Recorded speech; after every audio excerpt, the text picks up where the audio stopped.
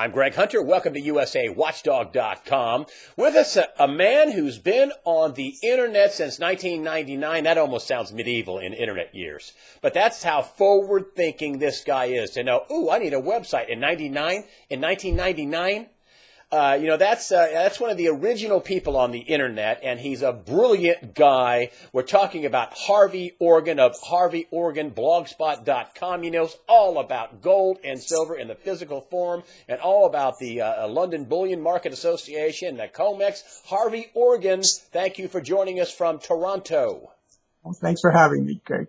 Well, in the pre-interview, I said, the one question I get, especially from the gold and silver community, and it's a one-word question, and it is when. When is the manipulation going to be killed? When is the price of gold and silver going to reevaluate? When is all this criminal activity going to answer? And you said, I think it's this year. So you're here to tell us when this is going to happen, and I think you told me in the pre-interview it was going to happen this year. Please explain. Yes, it's definitely going to happen this year. What you have to do is watch what's going on in Shanghai, China. China is the physical market, as well as, of course, London. But what's happening is Shanghai lately has been bringing in, actually this last week was about 42 tons, 42 tons of gold. The week before was 46 tons. In a week? In a week. Yeah, we can't deliver but 5 tons in a year back to Germany, but go ahead. Now listen, if you divide that on a 7-day week, that's about 6 tons, a little over 6 tons of gold per day. And believe it or not, the world produces about 6 tons of gold per day, ex-China, ex-Russia. We remove China and Russia because not 1 ounce of gold ever leaves their respective countries. So you can just imagine if they're taking almost 100% of the world's supply of gold, eventually this thing must end, and it's going to end very, very rapidly. And what you're actually seeing is both London, the LBMA, the Bank of England, and the Federal Reserve Bank of New York are using their gold, which is other people's gold, and they're supplying that metal to China. And they're very, very happy to absorb it. And it's yes. And actually, that's what I said back in 2010 to the commissioner. I think it was O'Malley who asked me. And I said that basically gold is going to move from west to east. And he looked at me as a stunned. I remember that was March of 2010, and China was just getting started then. And you have testified, I left this out, but you have testified in front of Congress. You are no amateur with this. I mean, I know this isn't your chosen profession, that you are a pharmacist by profession, but you are well beyond any kind of amateur if they're inviting you to testify in front of Congress. But I just wanted to add that. Go ahead. Well, I testify in the CFTC hearings. This is the silver probe. In Washington, I should say, not in front of Congress. Thank you. It was in Washington, and that was a very scary time for me. But anyway, at that hearing, that's when Jeff Christian came out and said that there are basically 100 obligations of gold for every 1 ounce of physical metal there is. And he basically is part of the banking cartel. So from that point in time, we kind of knew, and Adrian Douglas and I, we exposed that this was happening. And basically, that's what the Comex is. You're seeing a huge amounts of obligations per 1 ounce of gold that's available. And as the gold moves from west to east, the bubble of paper obligations that's left are going to blow up.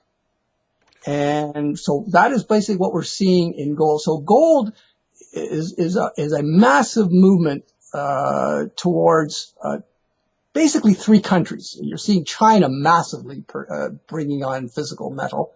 Certainly Russia is taking probably 6 to 10 tons a month, and India is now back up to 1,000 tons a year.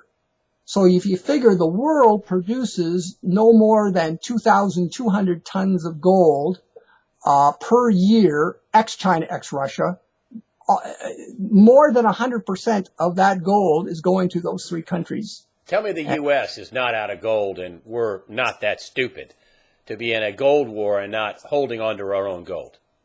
I doubt very much if the United States has 1 ounce of gold left. I strongly believe that they have basically leaked it out. And Steve D'Angelo is working on that paper. It should be out next week, and he's actually digging into the exports of the United States. And he's going to show that the United States has been exporting a lot of other people's gold, which is the same as what London has done. London has done that as well. They have moved, because remember, there are two foreign depositories, huge foreign depositories. One is the Federal Reserve Bank of New York, and the second, of course, is the Bank of England. And they've been having massive deposits of other people's gold because it's safe. There is, of course, England was an island, and they felt it was safe to store. So Germany, and certainly France had some of their gold there, Austria. And now all of a sudden, there seems to be a movement. Germany has asked for a lot of its gold back. Austria is demanding its gold back, and they're beginning to realize that it's just not coming back. Well, back to the when question then is the obvious question, because in the pre-interview you said, I said when, you said, it's this year. And let me explain why. Explain why you think that the gold suppression game ends in 2014 before the end of the year. Okay. I'll try to do the best I can. In the year 1998, there was about 28,000 tons of gold sitting in the world. And a lot of them will say 32,000, but I'm pretty sure the IMF gold is double counted. So if we take away, and really got 28,000 tons back in 1998, the demand for gold has been somewhere around 4,000 tons of demand. Supply coming in 22, 24, leaving a deficit of 1,800 to 2,000 tons per year. The leasing game started in the leasing really started in 1988, but very, very tiny. And it starts going much higher in the year 1993.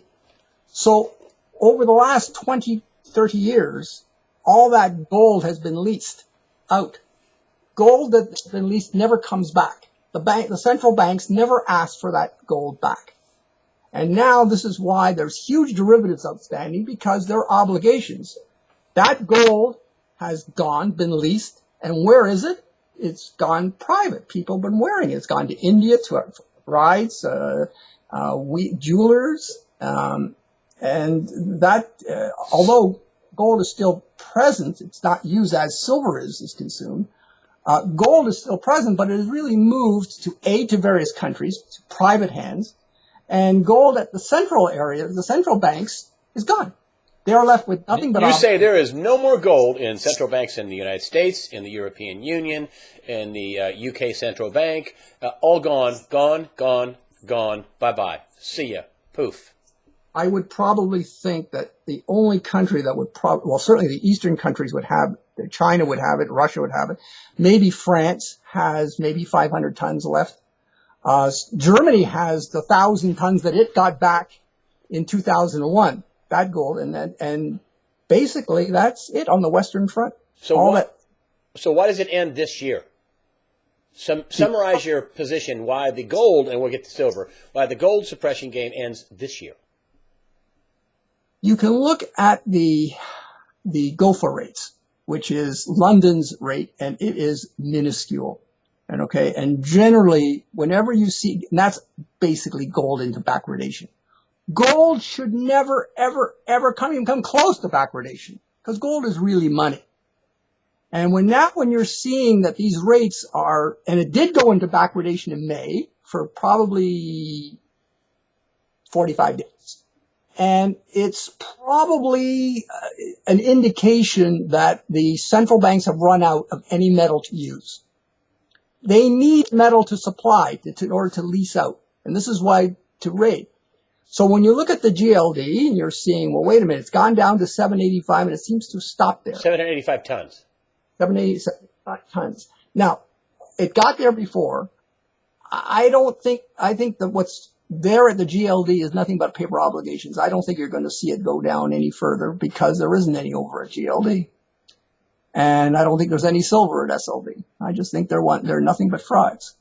They're just obligations. They're paper. But I'm going to get you lasered in here. Why, when this year? What's going to be the thing? Because people have told me, well, they can do this forever. They can just keep adding derivatives and adding derivatives and adding derivatives, and they can put this off. They can just print money. But why does the when happen this year? Why does it stop this year? Two things. One is a paper default. You can always paper over a paper problem, but you cannot paper over a physical default. A physical default means China is saying it wants its gold and it's going to demand its gold. So what's going to happen is China is going to come to the world and say, look, I've got 5,000 tons to my credit and I'm going to raise the bid to, let's say, 3,000 bid, no offer. Whatever it is, I'm willing to take all private gold, whatever you want, I'm taking it. That's when the game is over. But why do you think it happens this year? I'm seeing that it's more difficult for London to supply metal to China. It's that when I start seeing you'll notice that the GLD levels have been remaining quite constant around between 785 and 800. For the last, 6-8 months. When London is out, they have to come to the United States. They have to come to the Federal Reserve Bank of New York to supply. And I don't think there's anything there because the go-for rates are very, very tiny. I don't think that when you say go forward, it's go forward rates. In other words, you can buy gold cheaper today, or wait, how does that work? Backwardation. You can buy gold; it's more expensive today than it will be in the future. Correct. And gold to be money, it means that you're giving an automatic profit for anybody. If he has a gold, let's say today at $1,250, and it's $1,100 in December. A guy who sells it at $1,250 makes $150 profit. It's a sure profit. But if he doesn't want to do this because he's fearful that he is not getting his gold, he will not do this trade. So what you're seeing is these go-for rates are minuscule is because investors are fearful that they will not get their metal back. And so the reason why you're saying it's over this year, summarize it in a couple of sentences so somebody dumb like me can understand it. It means what I'm trying to tell you, and it's more so in silver, because if you hear what I'm telling you in silver, it'll be the same. But the rates, the go-forward rates are so minuscule, it's telling me, and the GLD levels remaining constant, that both London and New York are finished supplying the metal, that China can no longer, or India or Russia, are having difficulty taking the flow of gold onto their shores. They can't even get it to their shores, is what you're saying. There's no more there. It's becoming less and less for them. And you think that this is the year they run out of gold at LBMA and at Comex and at GLD? Correct. And I can see it more in silver. I can tell you what, silver is even more fascinating. So I want to finish up with gold here first, though. So if you could summarize this for me, that you think that LBMA is out. Yes. Comex, poof. Yes. Yes. GLD, what you said was nothing there but paper. Paper. And why? And so you think it's by when this year do you think that China come out and say, okay, we're not getting any more gold? Russia's going to come out and say, we're not getting any. How are we going to know that it's over? Russia, it'll be probably China announces to the world how much gold it has. Do you think that's going to be this year? Yeah, China says I got 6,000 tons combined with Russia. Some people say it's way higher than that. Some people say it's 10,000 or 15,000 or 20,000. Some people. You got to quit moving in your chair just for a minute. There you go. I know you're nervous about this, but some people say it's much higher than 6,000 tons. I doubt it. My bet is it's about 4,500 tons. Okay, but is that enough for them to take the yuan as a reserve currency, or a currency that can compete with the dollar? Yes. So you think that's the end game. So what's the end game with this, with China and Russia and the gold and India? What's the end game? Well, first of all, China will be joined to the hip with Russia. So Russia will be the new muscle.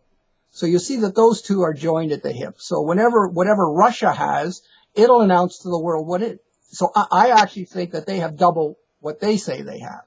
So Russia has about 1,035 tons to its credit. And I probably think that they've hidden a lot more. So let's say they have 2,000 tons, and you got 45 to 5,000 tons for China. That's 7,000 tons. The world is going to look and say, wait a minute, how on earth did they get it? That means the United States doesn't have its gold. China then makes the statement to the world and says, I'm now revaluing, not revaluing, I'm stating how much inventory I have.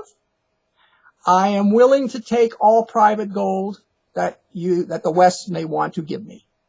And that's how the game ends. And that's going to be at what price? Not at $12 or $1,300 an ounce.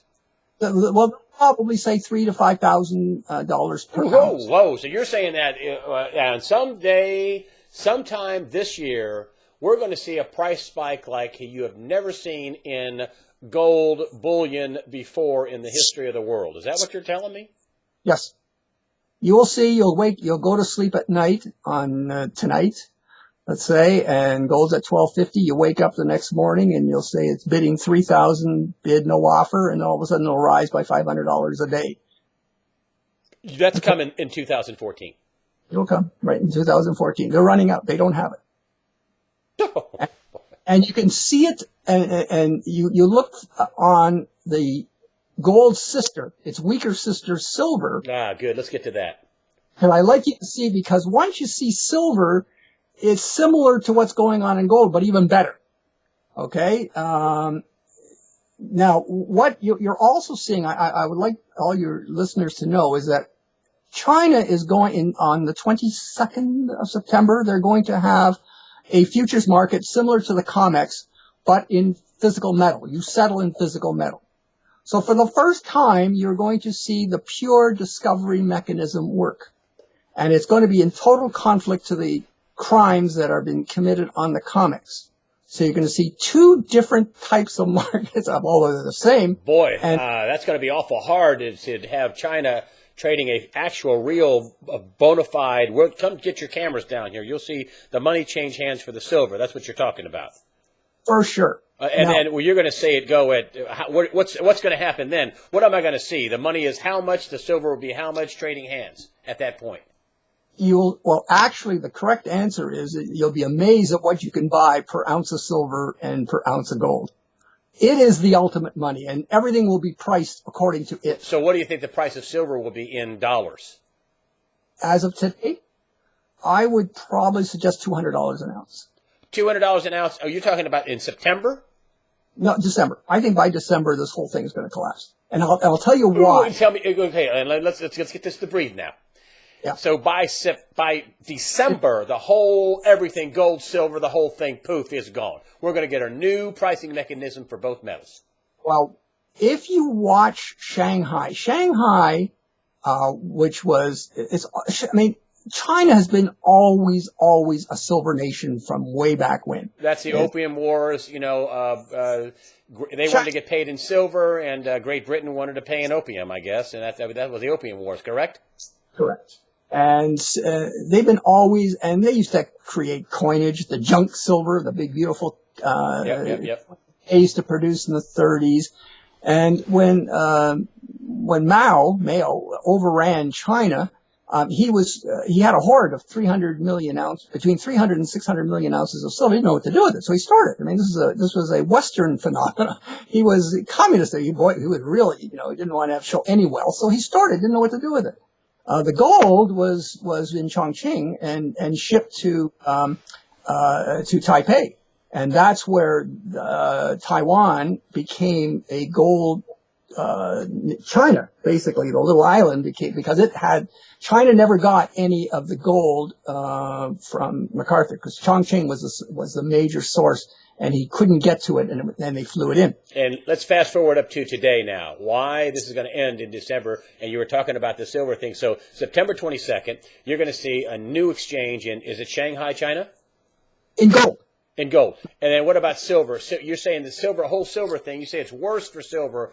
Explain to me why the silver the silver price suppression game ends this year. Okay. I mean, you do agree that prices are suppressed? No, for sure. Okay, I just wanted to make sure I wasn't putting words in your mouth. 100%. In fact, that's all I say. It's manipulation 24/7, every hour of the day. Okay, hold on a minute. Let's stop. Okay, you're back in focus now. Let me ask this a question again. Why does the silver suppression game end this year? Okay, now what you have to watch is what's going on in Shanghai in the silver market. Their silver market is now well advanced. The gold is going to be beginning in September 22, but the silver is well advanced. And now they have, first of all, their inventory. A year ago, Shanghai's inventory was approximately 33 million ounces. Today, it is 2.9 million. It is losing approximately 2 million ounces per month, which means they have maybe 2 months left. Now, so you're saying when that ends, that's how it ends this year? Yes. Well, what I've been saying it since 2006 that the actual longs on the Comex are really mainland China, which is quite something. And I've been saying this, and I know Bill Holter also is agreeing with me. And the reason is because China knew the suppression game and didn't mind playing it.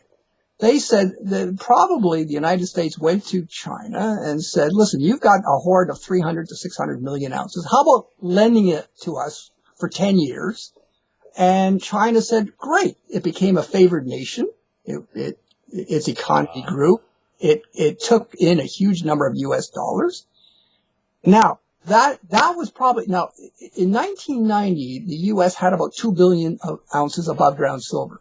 In the year 2003, they had zero. So you can imagine how much silver has been used. Well, are we going to be able to give them back their silver? No, it's gone. It's consumed. Isn't that going to make them awful mad? They are mad. That's probably why they are the longs. They use proxies, and they're surrounding the Comex. And that is why the open interest on silver has remained very, very high relative to gold. So gold, you're having a low OI, open interest, and a low price of gold. But silver is strange. All of a sudden, you're seeing for the first time in history, in recorded history, on a prolonged basis, a high open interest with a low price of silver. And why? And let's get back to, I want to kind of laser you in here, Harvey. Why do you think the game for silver ends this year as well? Because the Shanghai silver is depleted. The amount of silver needed by China for its industry is massive, and it's going to rob wherever it can to produce its pharmaceuticals, its solar panels, its screens. Even though China produces about 117 million ounces of silver a year, their demand is probably double that. And so why does it end this year? Why are you putting a time frame of this year? I don't mean to be mean to you. I just want you to focus in on why this year. If you could sum it up in a couple of sentences, somebody like me can understand it. If Shanghai is out, where is China going to get its silver? It can't get the SLV. Nothing moves out of SLV. That silver is depleted. There's only one above ground hoard of silver known to man. And that's whatever is at the Comex. And I don't think there's very much there either. I think a lot of the stuff is phony. But whatever is there, China is going to grab it. And why does it end this year then? Because they're going to say, that's it. And that'll be a they're going to run out of silver this year in China. Yes, which automatically it's going to be a heartbeat over in New York. and silver will be all together. And Once, and when do you think China's going to run out? because they've only got 2.9 million left, 2.9 million And ounces. how long is that? How long will that last for? Well, they've been utilizing 2 million ounces per month. Well, that only puts us into the first part of November, I guess. That's basically what I'm talking.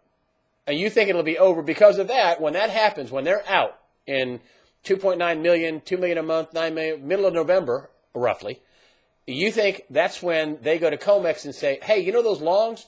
We'd like to cash them in. Yeah, that's around it, and that's the game. That's the end game. So whether it's gold or silver, there's a couple different things at play here. Whether it's gold or silver, it ends this year, sometime before the end of 2014, party over, new price. It's a failure to deliver. A failure to deliver is the same as a default. It's the same as a paper default. And China is a very tough guy. They're tough guys. They're going to demand what they want. Do you think that's what all this South China Sea is about? Another carrier group over to China? Do you think that's what this whole Russia thing is about with Ukraine, and which seems almost ridiculous that they're, I don't know, pushing this? Do you think that's why that the West sees the game coming to a close, and what a better way to cover it all over than a big nasty war? That's exactly why you're seeing it. You got it. Exactly what's happening. Because they have to play, because it's a physical default. And China's just not going to sit idly by. China's going to say, I want my silver back. Or I'll tell the world. Or I'll flood the world with my $3 trillion US dollars. Either way, they're going to demand what they want. They had an agreement. They gave the silver to the United States, and the United States defaulted on it. We haven't yet, but you're saying mathematically we have to default on it. They probably, we believe that they got this in 2003. It's 10 years, so they probably technically defaulted in December of 2013. So they now probably gave them a little leeway to come up with the silver, and of course, same as Germany, nothing's coming. And of course, China then says, okay, this is what I'm going to demand. And now you're seeing the South China, you're seeing alliances built. You know, like today, you're seeing China and Argentina joining. And now the next thing you're going to see, of course, is Germany and China going together. And then finally, you'll see Saudi Arabia going to price its oil in yuan. Let me ask you this. Yes. That's a good point. Saudi Arabia is a big question. I'm sorry. I mean, you're blowing me away here, so I'm sorry. I didn't mean to cut you off. Do you want to add anything about Saudi Arabia? No, that's an end game. Okay. When the petrodollar gets converted to yuan, that's another end game. Do you think that's going to happen? Sure. This year? Yes. No, yes. This is. Oh. The whole thing is going to happen all at once. You're going to see it's all be a crescendo of events. So let's just do a little future casting here. So okay. January 1st of 2015, what's the price of silver, you think? 200 an ounce. What's the price of gold? Oh, probably 10,000 an ounce at that point. 12,000 an ounce. In dollars. What's the price of oil? That's a tough one. Oil should be about $130, $140. It's going to be hard for an economy to operate. But certainly it's going to be difficult for people. But I think about 140, 150. But they're going to need a new currency. You got to back it by gold. So there'll be a new world order. And this is the new world financial order will come first. And the United States are doing everything to create a war to stop this. That's why you're seeing all this crazy, this farcical, the Ukrainians trying to say, they're trying to start a war here. The Russians certainly don't need that. And do you think they're going to be able to pull it off, the war, or are they going to let this? Boy. Well, I think that certainly Putin doesn't want it. I mean, he's playing baseman. Now they certainly played the Gazprom card today. Yeah, with the sanctions, actually, that was yesterday. Yesterday. And certainly Austria is not going to be a happy camper because they're on the South Stream as the end game there, and they're not going to be two happy campers going against Putin. And this is where you're going to see Germany, who needs desperately the oil. They will probably say that's enough, enough of this sanctions business. And where are you going to see the dollar on the USDX? I mean, is the dollar collapse at that point? 50. 50 from 82 or 3 to 50. 4 to 50. Yeah. All right, Harvey Organ, I got to tell people to go to your blogspot.com, harveyorganblogspot.com. Been around for a long time. You one of the most studious experts in the physical markets, and thank you very much for coming on usawatchdog.com and enlightening us about your predictions and your math and analysis to go with it. Thank you very much, Harvey Organ, coming to us from Canada. Thank you so much for having me.